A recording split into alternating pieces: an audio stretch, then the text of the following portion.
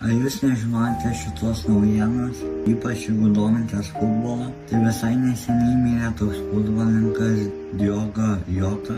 Atsiprašau, jeigu netaip ištariau, bet kadangi aš nepalaikau Liverpoolio, tai nelabai apie jį žinojau. Tai paklausiau ChatGPT apie jo mirtį ir šiaip apie jį. Tai jis žuvo visai neseniai Liepos 3 dieną, pirmadienį naktį, per automobilio avariją Zamoroje, Ispanijoje. Sėdėjo su broliu Andrė Silva, 25 metų. Kelionė į feriją buvo dėl medikų patarimo nevartoti lėktuvo po operacijos. Mašinos padangos sudužo, automobilis nulėkė nuo kelio ir užsidegė, abu žuvo vietoje.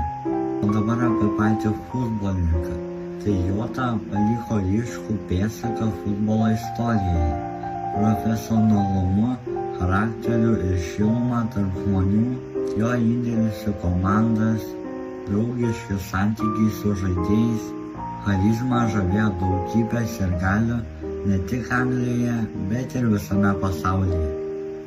Tai jūs į komentarus parašykite, ką manote apie šį žaidėją ir ką manote apie jo mirtį. Ir tiek.